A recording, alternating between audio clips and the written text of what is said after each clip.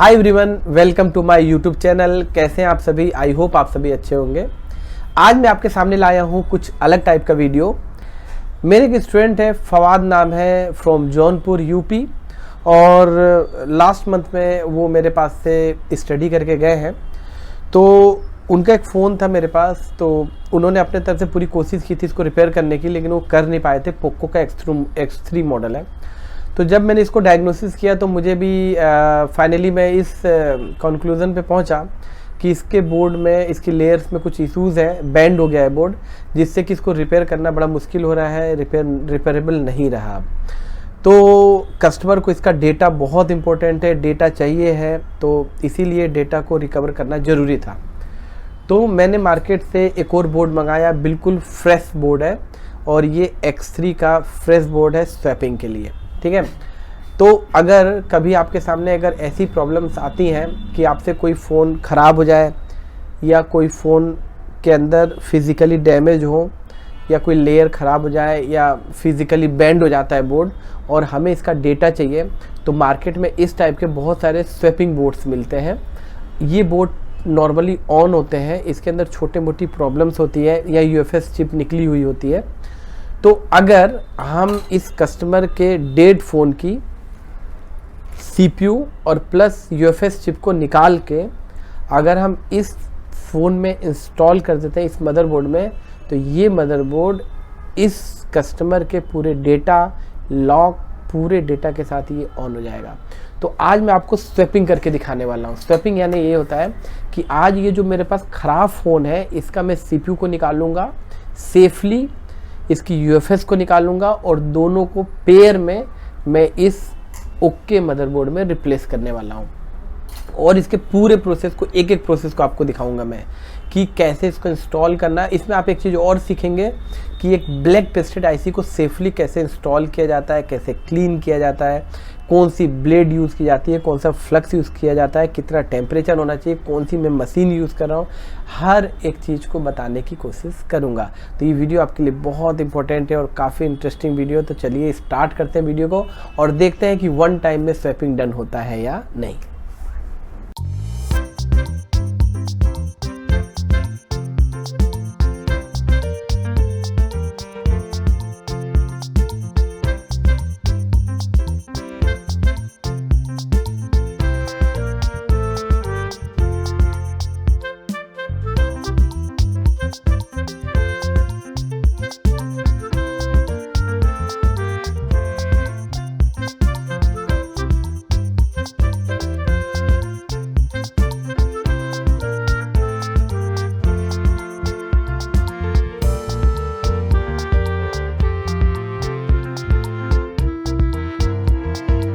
मेरे पास ये है पोको का X3 मॉडल।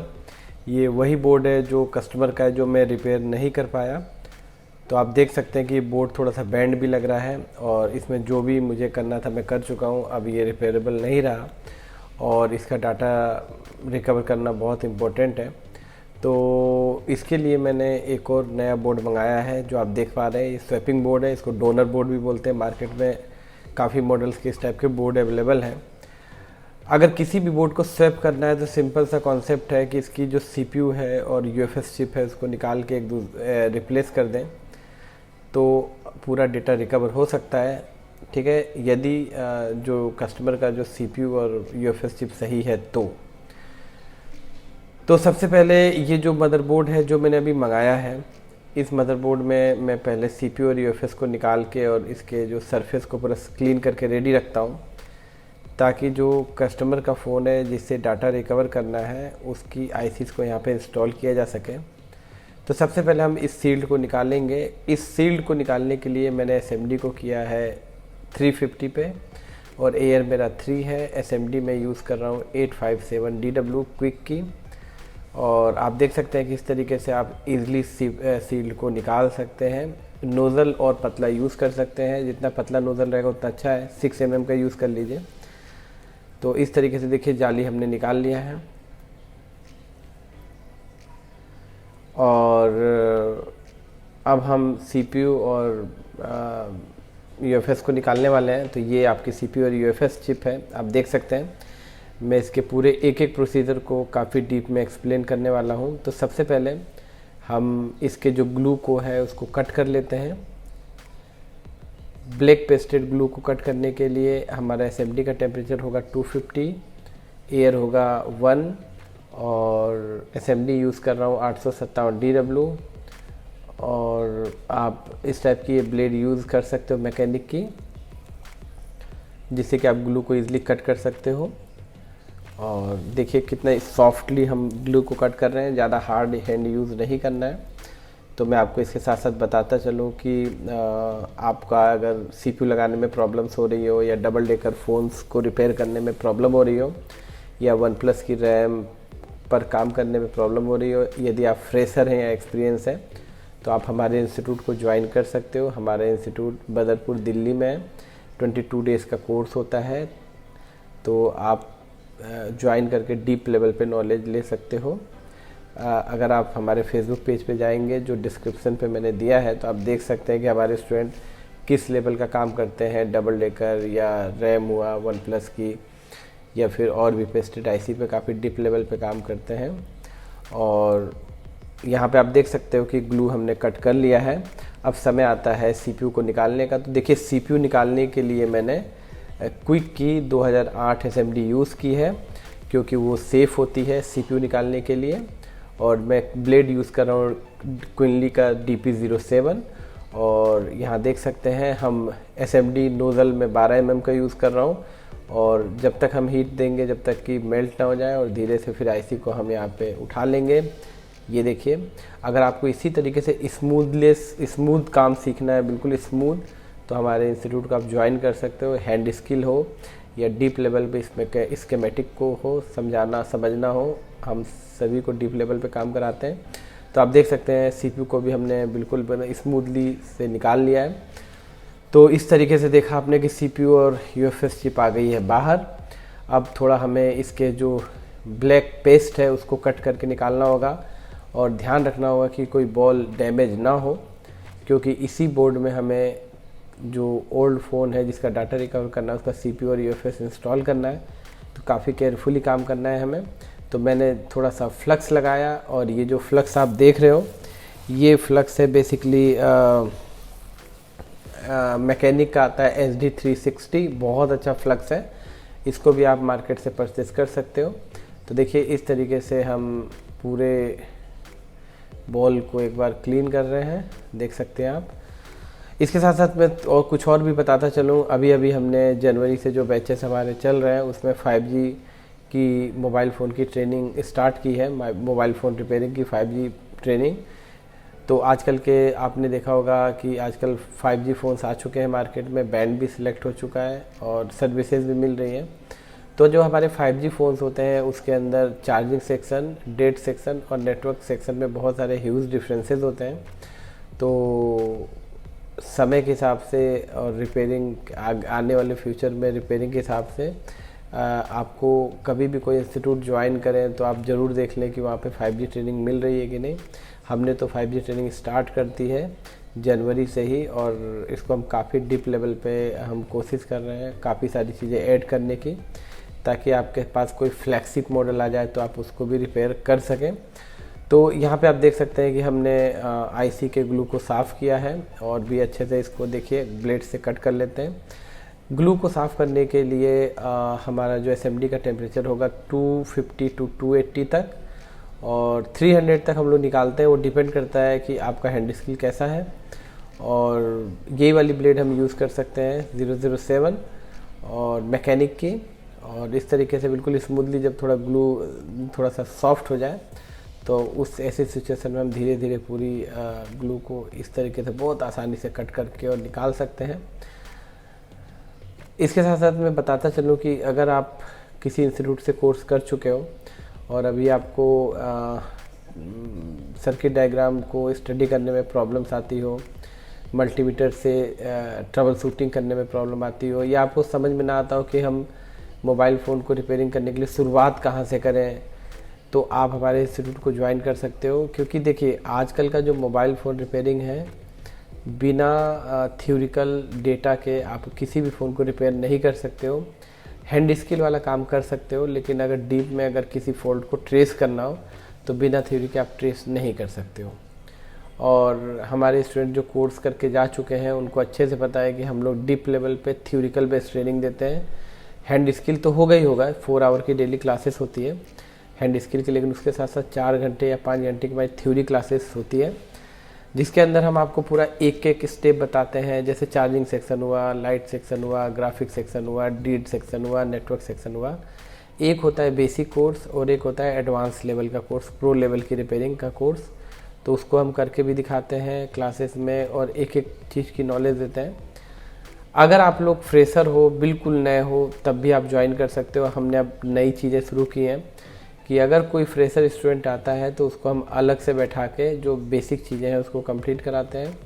और अगर कोई स्टूडेंट है जिसको 10 साल 8 साल का एक्सपीरियंस हो, डेड फ़ोन रिपेयर नहीं हो पा रहे हो, नेटवर्क सेक्शन नहीं रिपेयर हो पा रहा हो, या बहुत प्रॉब्लम्स आ रही हो, इस सर्किट स्टडी नहीं कर पा रहे हो, तो डेफिनेटली आप हमारे इंस्टीट्यूट को ज्वाइन कर सकते हैं। हमारा इंस्टीट्यूट बदरपुर दिल्ली में है। तो इस तरीके से देखा आपने कि हमने पूरा ग्लू साफ़ कर लिया है, ठीक है। और एक बार हम इसको कभी भी टूथब्रश से आपको बिल्कुल साफ़ नहीं करना है। जब भी आप इसको क्लीन करोगे तो इसके लिए मार्केट में बहुत टाइप के सॉफ्ट ब्रशेस आते हैं, उसको आप ख़रीद लीजिए तो ज़्यादा बेहतर होगा, क्योंकि टूथब्रश से प्रेशर पड़ता है, नहीं साफ़ करना चाहिए। और यहाँ पे देख सकते हैं कि हमने फ्लक्स को लगा लिया और ये फ्लक्स बहुत अच्छा फ्लक्स है SD 360, आप एक बार यूज़ करके ज़रूर देखें। इसके बाद एक बार डिसोल्डर वायर से हम एक बार साफ़ कर देते हैं ताकि ऊपर जो ब्लैकिश थोड़ा गंदगी होती है वो भी हट जाए और पूरी जो बॉल्स हैं वो प्रॉपर बराबर हो जाए। तो एक बार हम इसको डिसोल्डर वायर से साफ़ कर देते हैं पूरे सरफेस को, तो काफ़ी अच्छा रहेगा। देख लीजिए, ये मैंने साफ़ कर दिया और इसको भी एक बार मैं साफ़ कर लेता हूँ ताकि कोई प्रॉब्लम ना हो। तो ये भी मैंने साफ़ कर लिया, देखिए ब्लैकिश बॉल कोई भी या डैमेज नहीं होनी चाहिए। तो इस तरीके से हमने ये क्लीन कर लिया। इस समय जो आयरन में यूज़ कर रहा हूँ OSS का T210, टेम्परेचर 350, और यहाँ पे देखिए मैंने कॉटन से क्लीन कर लिया। कभी भी टूथब्रश से क्लीन नहीं करना है। और उसके बाद एक बार और हम फ्लक्स लगा लेते हैं और एक बार थोड़ा सा, कुछ बॉलें ना थोड़ी ब्लैकिश टाइप की हैं और थोड़ा सा उतनी अच्छी क्लीन नहीं हुई है, तो मैं थोड़ा सा डिसोल्डर वायर लेकर थोड़ा सा मैं उन बॉल्स को थोड़ा सा ना सही कर लेता हूँ। क्योंकि देखिए कई बार क्या होता है कि हम CPU को निकाल के और क्लीन करके जब इंस्टॉल करते हैं तो सेट ऑन नहीं होता है। इसका एक सबसे बड़ा रीज़न मैं आपको बता दूं कि जब हम किसी भी IC के सरफेस को, जैसे अभी मैं साफ़ कर रहा हूँ, हम साफ़ करते हैं ना, तो कुछ बॉलें ना ब्लैक रह जाती हैं और जब हम CPU को इंस्टॉल करते हैं तो वो बॉलें प्रॉपर कनेक्ट नहीं हो पाती है और आपको लगेगा कि आपने CPU सही लगा दिया, प्रॉपर इंस्टॉल हो गया, बैठ गया, लेकिन फिर भी आपका सेट ऑन नहीं हुआ। यही सबसे बड़ा रीज़न होता है। इसीलिए जब भी आप किसी IC को इंस्टॉल करें तो एक एक बॉल पे फोकस करें। कोई भी बॉल ब्लैक या थोड़ा डर्टी बॉल्स नहीं होनी चाहिए और उसको अच्छे से क्लीन करके देख लें, शाइनिंग मारनी चाहिए, तभी आपकी जो IC है प्रॉपर कनेक्ट होगी। आप देख सकते हैं, ठीक है। और मैं आपको एक चीज़ और बता दूं कि जैसे हमारा जो कोर्स है ये 22 डेज़ का कोर्स होता है, 10 डेज़ की डेली क्लासेस चलती हैं। और मैं आपको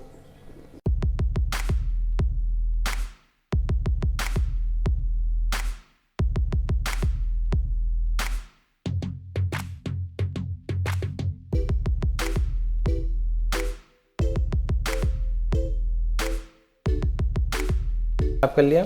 मैं आपको एक चीज़ और बता दूं कि हम लोग जैसे जो भी ट्रेनिंग देते हैं, ऐसा नहीं कि जैसे अब डबल डेकर की जब क्लास चलती है तो हम ऑन फ़ोन पे डबल डेकर करके दिखाते हैं और उसकी एक एक स्टेप को बताते हैं। ऐसा नहीं कि हमने बोला डबल डेकर कराएंगे लेकिन आपको डेड फ़ोन पे करके दिखा दिया।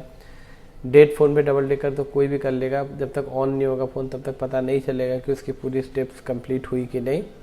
तो अगर आपको डीप लेवल पे एक्चुअल ट्रेनिंग लेना है तो आप हमारे इंस्टीट्यूट को ज्वाइन कर सकते हैं। आप हमारे फेसबुक पेज को फॉलो कर सकते हैं, उसमें जो हमारे स्टूडेंट हैं उसका फीडबैक देख सकते हैं कि आज हमारे स्टूडेंट कोर्स करके कितने अच्छे लेवल पे काम कर रहे हैं। तो इस तरीके से आपने देखा कि हमने IC के पूरे सरफेस को साफ़ कर लिया, बिल्कुल क्लीन। एक एक बॉल दिख रही है, बाकी छोटी बोर्ड एक आध बॉल अगर नहीं दिख रही होगी तो बाद में हम क्लीन कर लेंगे।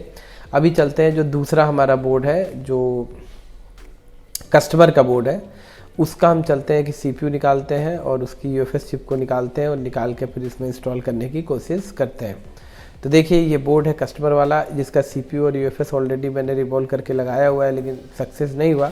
तो अगर निकालते हैं सीपीयू यूएफएस को, अगर ये यूएफएस या सीपीयू में से कोई भी एक ख़राब हो गया तब तो फिर हम डाटा रिकवर नहीं कर पाएंगे, लेकिन कोशिश करते हैं। ठीक है, तो इसको तो ग्लू कट नहीं करना पड़ेगा क्योंकि ऑलरेडी हमने ये जो आईसीज हैं इसको निकाला हुआ है, ग्लू कट किया हुआ है।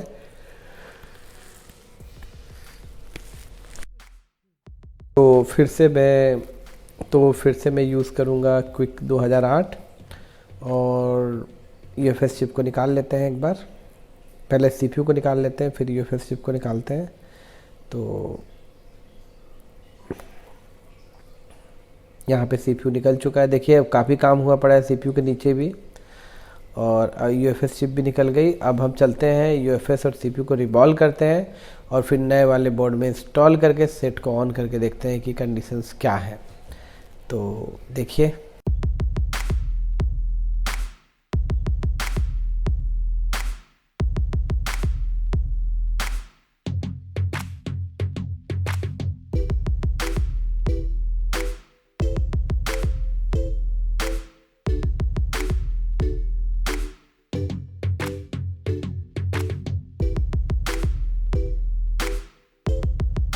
आईसी को बॉल को जब भी आप क्लीन करें डिसोल्डर वायर से या नॉर्मली ऐसे भी, तो जो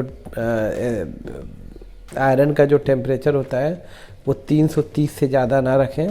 ठीक है, ज़्यादा टेम्परेचर पे आईसी पे सोल्डर चलाने से कई बार आईसी की बॉल शॉर्ट कर जाती है, उसकी लेयर निकल जाती है और आईसी ख़राब हो जाती है। इसीलिए इस चीज़ का आपको विशेष ध्यान रखना है। तो इस तरीके से हमने आईसी को तो क्लीन कर दिया। अब अपन एक बार यूएफएस चिप को भी क्लीन करते हैं, क्योंकि ऑलरेडी पहले से काम किया हुआ है तो ग्लू कटिंग की ज़रूरत नहीं पड़ी हमें, ऐसे इंस्टॉल इसको रिवॉल्व कर लेंगे हम। और अब यूएफएस चिप को लेते हैं अपन, एक बार अच्छे से साफ़ कर लेना चाहिए ताकि एक बार में बॉल पूरी बन जाए। उसके बाद हम अब रखते हैं यूएफएस चिप को और इसको भी एक बार क्लीन कर लेते हैं।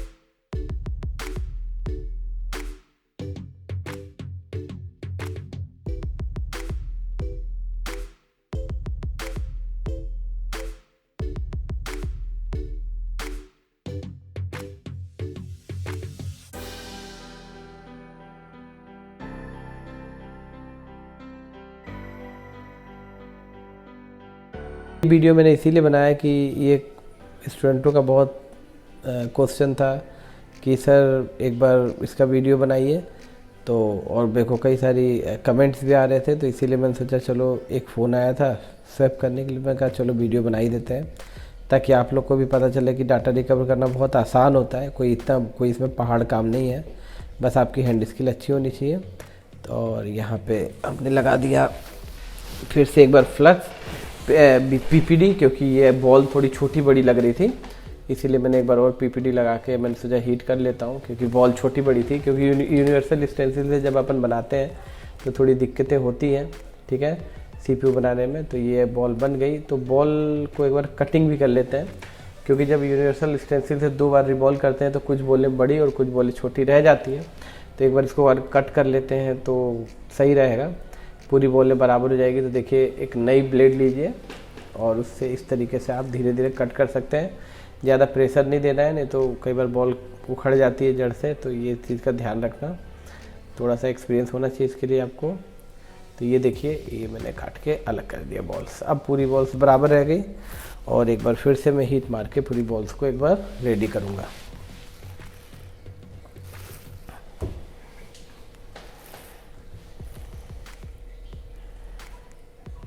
देख सकते हैं, तो इस तरीके से आप देख सकते हैं कि पूरी बॉल हमारी बन गई है, रेडी हो चुकी है। और अब हम चलते हैं यूएफएस चिप को रिवॉल्व करने।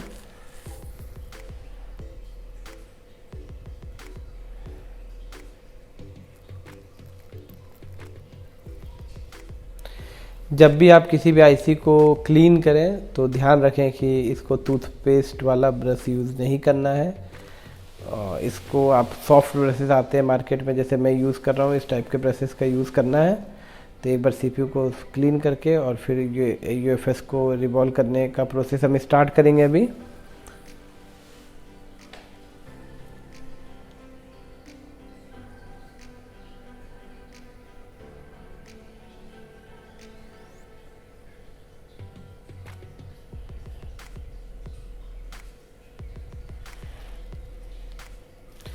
तो ये सीपीयू तो सीपीयू तो रिवॉल्व हो चुका है। अब हम जो हमारी यूएफएस चिप है इसको रिवॉल्व करने की अब हम कोशिश करते हैं। तो इसके किनारे थोड़ा ग्लू है था, तो उसको हम कट कर लेते हैं।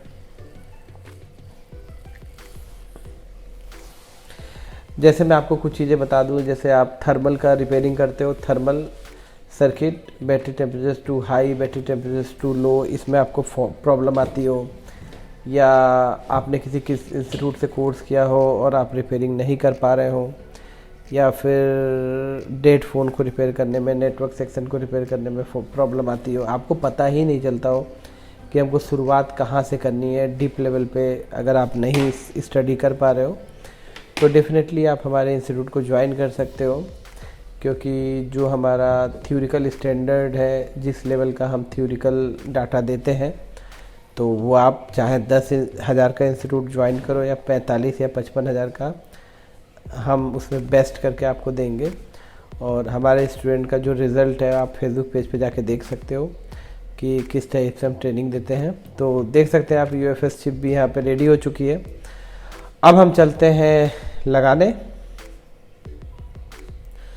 तो सबसे पहले हम सीपीयू को इंस्टॉल करने वाले हैं। देखिए, तो ये नया वाला बोर्ड हम लेते हैं, ये पुराना वाला तो हटा देते हैं, ये नया बोर्ड है जो हमने ख़रीदा है स्वैपिंग के लिए। तो सबसे पहले हम सीपीयू इंस्टॉल करेंगे और फिर आगे का प्रोसेस स्टार्ट करेंगे। तो सफाई का बहुत ध्यान रखना है ताकि दोबारा सीपीयू फिर से रिवॉल्व ना करना पड़े। तो मैंने पूरा क्लीन कर लिया अच्छे से, कोई भी बॉल मुझे ब्लैक या डैमेज नहीं दिख रही है या कोई प्रिंट निकला हुआ नहीं है। तो जितना क्लीन रहेगा उतनी अच्छी आईसी आपकी इंस्टॉल होगी। तो चलिए इसको इंस्टॉल करके देखते हैं। तो देखिए ये सीपीयू, थोड़ा सा फ्लक्स पहले लगा लेते हैं नीचे, उसके बाद फिर सीपीयू को इंस्टॉल करते हैं। फ्लक्स आपको ज़्यादा नहीं लगाना है, ज़्यादा फ्लक्स लगाएंगे तो आईसी वहाँ से मूव कर जाएगी, हिल जाएगी और फिर से आपको रिवॉल्व करनी पड़ जाएगी। अब आप देखिए हल्का सा मैंने फ्लक्स लगाया, ज़्यादा फ्लक्स नहीं लगाना है, ध्यान रखना है, हल्का फ्लक्स काफ़ी है। जब आईसी थोड़ी सी सेट हो जाए ना, उसके बाद हम फिर फ्लक्स लगा सकते हैं, आपके हिसाब से इतना फ्लक्स काफ़ी होता है। अब आईसी को कॉर्नर पे उसका डॉट देख के इंस्टॉल कीजिए और 2008 मशीन यूज़ करना है। टेम्परेचर है 350, एयर है 100 और सबसे अच्छा फ़ायदा है क्विक 2008 का कि इसमें एयर जो होती है स्पाइरल नोजल के थ्रू आती है, जिससे कि आईसी आपकी बिल्कुल भी मूव नहीं करेगी, अच्छे से लग जाएगी, सेफ़ रहेगी, डैमेज नहीं होगी। तो जिसको भी अगर काम करना है डबल डेकर पे या CPU लेवल का, तो आप 2008 को यूज़ कर सकते हैं SMD का। तो देख सकते हैं हल्का सा फ्लक्स हम लगाते हैं और एक बार IC को मूव कर लेते हैं ताकि कंफर्म हो जाए कि IC लग गई है। तो ये IC पूरी प्रॉपर लग चुकी है, कोई इशूज़ नहीं है, ये देखिए प्रॉपर लग चुकी है, ठीक है। तो CPU लगाने के बाद कभी भी तुरंत UFS चिप नहीं लगानी चाहिए। अगर आपने CPU इंस्टॉल किया है तो पहले आप ये कंफर्म कर लें कि CPU सही से लगा है कि नहीं, या CPU सही से काम कर रहा है कि नहीं, उसके बाद ही आप UFS चिप को लगाने की कोशिश करें। तो हम क्या करते हैं कि कंप्यूटर में जाते हैं और डिवाइस मैनेजर ओपन करते हैं, और मोबाइल फ़ोन थोड़ा ठंडा हो जाए उसके बाद हम उसको पैनल में फिट करके कंप्यूटर के USB केबल से कनेक्ट करेंगे। अगर यहाँ पे पोर्ट वाला ऑप्शन पे पोर्ट बन गया तो इसका मतलब है आपका CPU लग गया है, PS होल्ड बन गया है, आपका फ़ोन UFS चिप लगाने के लिए रेडी है। तो थोड़ा सा फ़ोन को कूल होने देते हैं, क्योंकि गर्म पूरा हॉट फ़ोन रहेगा लगाना सही नहीं होता है। तो इस टाइप से देखिए फ़ोन में लगा रहा हूँ, ठीक है। और ये इस टाइप से मैं लगा के, और बस मुझे एक बार पोर्ट चेक करना है। पोर्ट देखो किसी फ़ोन का पोर्ट बन गया, अभी हमने UFS चिप नहीं लगाया तो इसका मतलब PS होल्ड बन गया है और आपका पोर्ट बनने का मतलब CPU सही से इंस्टॉल हो गया है। अगर पोर्ट नहीं बना तो फिर UFS चिप लगाने का कोई मतलब नहीं है, इसका मतलब CPU सही से लगा नहीं है, या फिर CPU ख़राब हो गया आपका फ़ोन का। तो देखते हैं एक बार, ये मैंने USB लगाया, अब देखते हैं, देखिए यहाँ पे पोर्ट बनता है कि नहीं, एक बार ब्लिंक करना चाहिए। तो ये देखिए क्वालकॉम HS USB का पोर्ट बन चुका है, QD लोडर का 9008 का पोर्ट बन चुका है, आप देख सकते हैं पोर्ट वाले ऑप्शन में। तो इस तरीके से इससे ये कंफर्म हो जाता है कि हमारे फ़ोन का CPU लगने के बाद CPU इंस्टॉल हो गया है प्रॉपरली, और सेट हमारा PS होल्ड बन चुका है, मतलब CPU ठीक से लग चुका है, इससे ये पता चला है। अब हम क्या करते हैं, CPU को निकालते हैं और अब UFS चिप को इंस्टॉल कर देते हैं।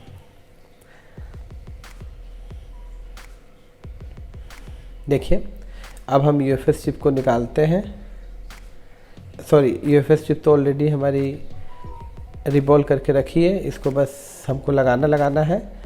तो एक बार माइक्रोस्कोप के नीचे फिर से हम लाते हैं ताकि आपको अच्छे से दिख सके। तो ये माइक्रोस्कोप के नीचे ये बोर्ड में दिखाता हूँ आपको, ये देखिए। अब हल्का सा फ्लक्स लगा के UFS चिप को इंस्टॉल करना होगा हमें।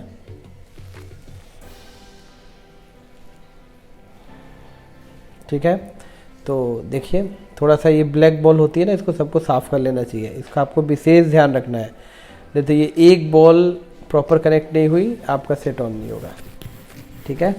तो देख इस एक एक बॉल को आपको ध्यान में रखना है।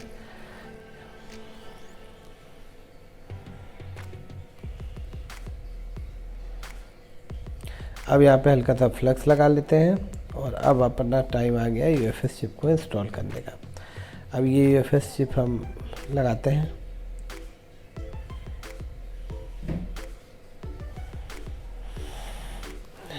उसके बाद ये हीट करते हैं और हीट करने के बाद देखते हैं कि सेट ऑन होता है कि नहीं। तो एक बार UFS चिप को लगा लें अच्छे से, उसके बाद सेट चेक करेंगे ऑन होता है कि नहीं। तो ये देखिए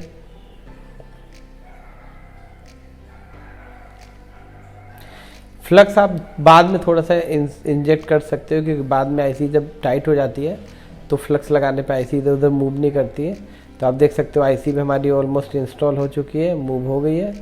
अब हम क्या करते हैं कि ये IC लगने के बाद से अब सेट को ऑन करके देखेंगे। तो इस तरीके से आपने देखा कि हमने पुराना जो डैमेज मोबाइल था उसका CPU और UFS चिप यानी मेमोरी हमने एक नए मदरबोर्ड जो हमने मंगाया था मार्केट से उसमें इंस्टॉल कर दी है। अब अगर ये फ़ोन ऑन हो गया तो जो पुराने फ़ोन का जो डेटा है, लॉग, वीडियो, फ़ोटो, कॉन्टेक्ट, सब कुछ इस फ़ोन में एज इट इज़ आ जाएंगे। फ़ोन को थोड़ा ठंडा करने के बाद ही आप लोग से गुजारिश है कि ऑन करें। गरम गरम फ़ोन में ना बैटरी लगानी चाहिए ना ऑन करना चाहिए। अब हम इसको पैनल में फिट करते हैं और देखते हैं कि फ़ोन ऑन होता है कि नहीं। अगर आप भी इसी लेवल का काम करना चाहते हैं तो दिए गए नंबर पर कॉल करके आप हमारे इंस्टीट्यूट को ज्वाइन कर सकते हैं। तो हम देखते हैं इसको, देखिए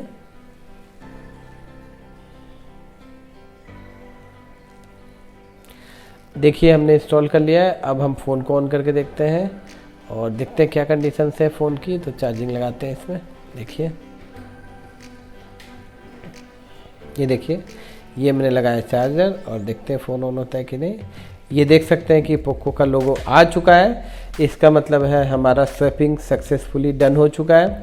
अब हम फ़ोन को ऑन करते हैं और देखते हैं कि इसमें कोई रिबूट होने की समस्या या कोई और प्रॉब्लम तो नहीं है। तो एक बार फ़ोन को ऑन करते हैं। ये देखिए फ़ोन ऑन हो गया है। तो इस तरीके से आपने देखा कि मैंने आपके सामने पूरा प्रोसेस अप्लाई किया है। आईसी को निकालना, रिवॉल्व करना, इंस्टॉल करना, इसमें आपने रिवॉल्विंग भी सीख ली। इस फॉल्ट से आपने आईसी पे काम करना भी सीख लिया और ये कोई बड़ी बात नहीं है, नॉर्मल है। और आपने देखा कि स्वैपिंग कैसे होती है। देखिए MIUI का लोगो भी आ गया है और देखते हैं हम, ये देखिए सेट बूट कर गया है। और इस तरीके से आप देख सकते हैं कि हमारा जो स्वैपिंग का जो प्रोसेस था वो डन हो चुका है। तो इस तरीके से अब कस्टमर अपना लॉक ओपन करके पूरा डाटा एक्सेस कर सकता है। तो अगर इस टाइप के जो अच्छे लेवल का अगर काम आपको सीखना है, इसके अलावा आपको अगर डीप लेवल पे स्कीमेटिक की स्टडी करनी है तो डेफिनेटली आप हमारे ऑफलाइन कोर्सेज़ को ज्वाइन कर सकते हो और काफ़ी अच्छे लेवल पे काम करना सीख सकते हो। तो चलिए दोस्तों, फिर मिलते हैं नेक्स्ट वीडियो में। तब तक के लिए आपका बहुत बहुत बहुत धन्यवाद।